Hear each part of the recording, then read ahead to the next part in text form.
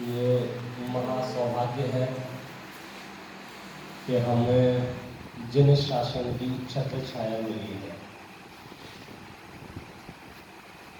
आपके पूरे जीवन का ये स्वर्ण काल है, गोल्डन चांस जिसे कहा जाता है कि आप यहाँ गुरुकुल में रह रहे हैं।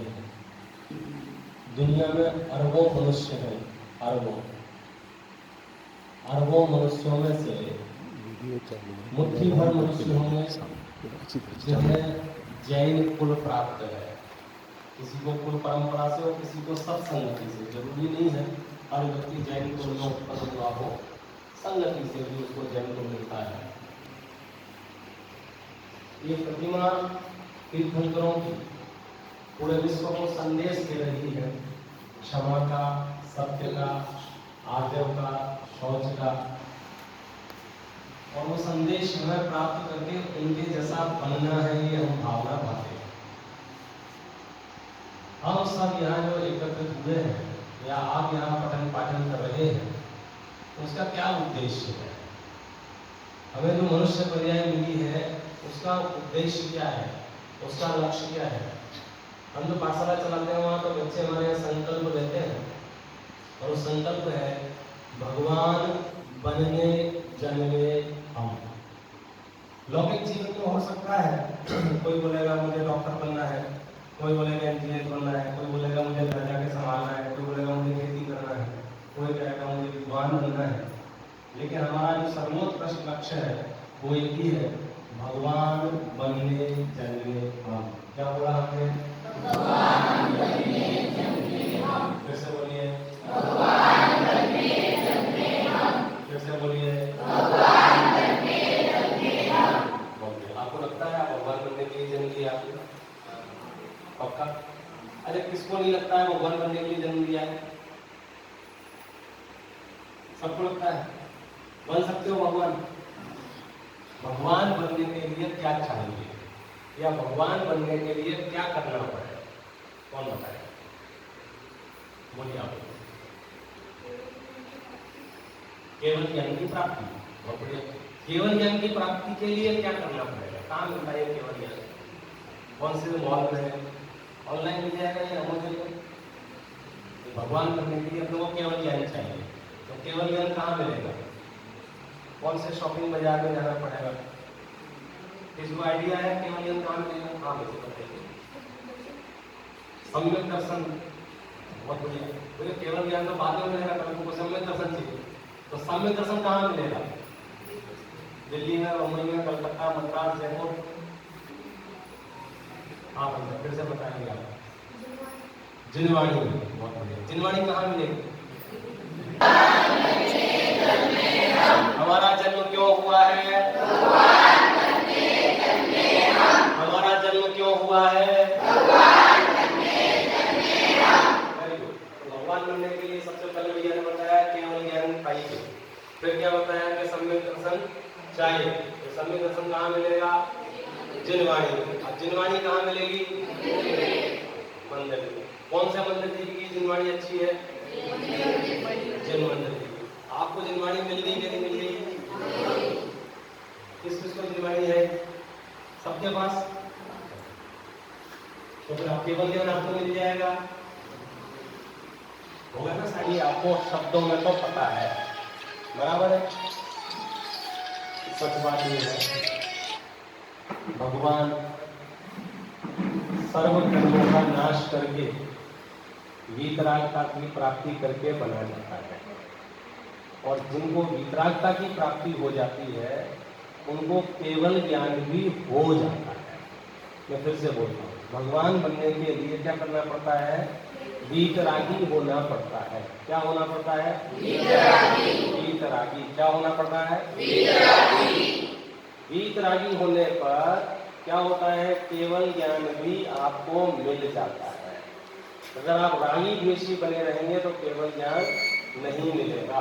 रागी द्वेषी लोगों को, क्रोधी, मानी, मायावी, लोभी लोगों को केवल ज्ञान की प्राप्ति नहीं हो सकती है। पूर्ण मोह क्षय होने पर ही केवल ज्ञान की प्राप्ति होती है।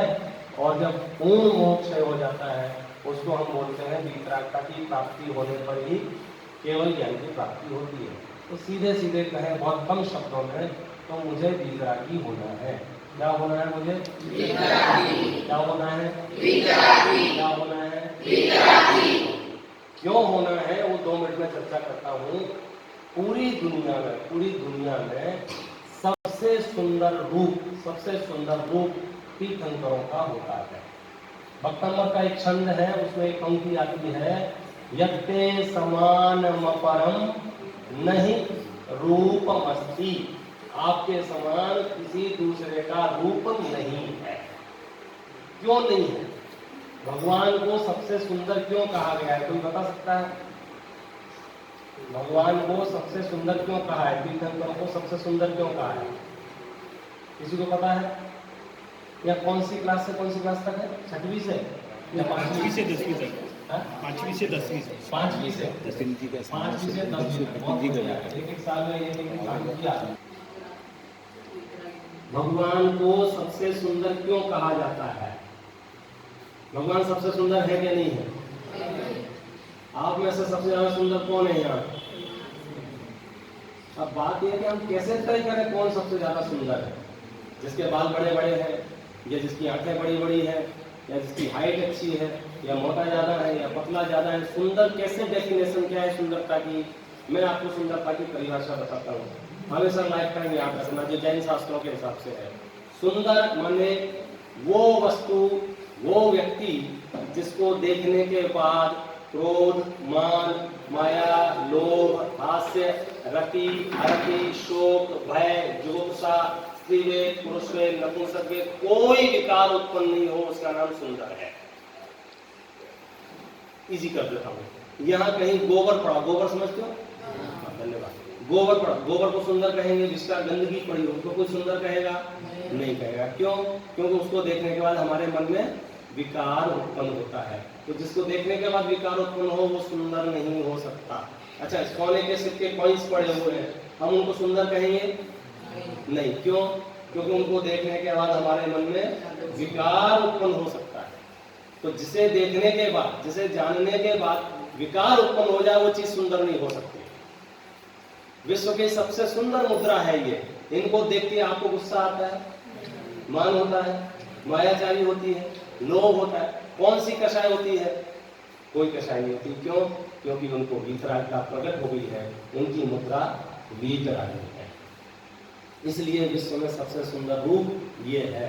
दूसरा ये एक और है, इनसे भी ज्यादा सुंदर। कौन? कामदेव। रामदेव बाबा? कामदेव बाहुबली भगवान। अच्छा, इनसे भी सुंदर और कोई है? बोलो कौन है? कामदेव से भी ज्यादा सुंदर वीतरागी प्रतिमा की मुद्रा है। कामदेव, चक्रवर्ती, ये सब जो पोस्ट है, पदवी है, सबसे ज्यादा सुंदर अनंत परमात्मा की मुद्रा की अपने बात की, उससे ज्यादा सुंदर कौन है? डेफिनेशन क्या थी अपनी? जिसको जानने के अनंतर क्रोध, मान, माया, लोभ ना हो वो सबसे ज्यादा सुंदर। बराबर। तो तीर्थंकरों को देखने के बाद हमारी कषाय मंद हो जाती है, लेकिन अपनी आत्मा को जानने पर, अपनी आत्मा में डूबने पर, अपनी आत्मा को पहचानने पर कोई विकार उत्पन्न नहीं होता। वो शुद्ध अवस्था है, वो शुद्धोपयोग का काल है। इसलिए उनसे भी ज्यादा कोई सुंदर वस्तु है तो मेरी अपनी शुद्ध आत्मा। ख्याल में आया? क्या है सबसे ज्यादा सुंदर? पूरे विश्व में, पूरे विश्व 3 लोक में सबसे सुंदर कौन? मैं। मेरे लिए सबसे सुंदर कौन? क्यों? मैं जब आंख बंद करके अपना आश्रय लेता हूँ, मैं जब शुद्धात्मा का आश्रय लेता हूँ तो वहाँ क्रोध, मान, माया कोई विकार उत्पन्न नहीं होता है और मैं अतीन्द्रिय आनंद का रस चखता हूँ और उस रस के माध्यम से सर्व कर्मों का नाश होता है और सर्व कर्मों के नाश से मैं भी भगवान एक दिन बन जाऊंगा। ये शॉर्टकट है भगवान बनने का। इसलिए हमें संकल्पित रहे हमेशा, हमारा जन्म क्यों हुआ है? भगवान बनने जन्मे हम। भगवान बनने जन्मे हम। भगवान बनने जन्मे हम।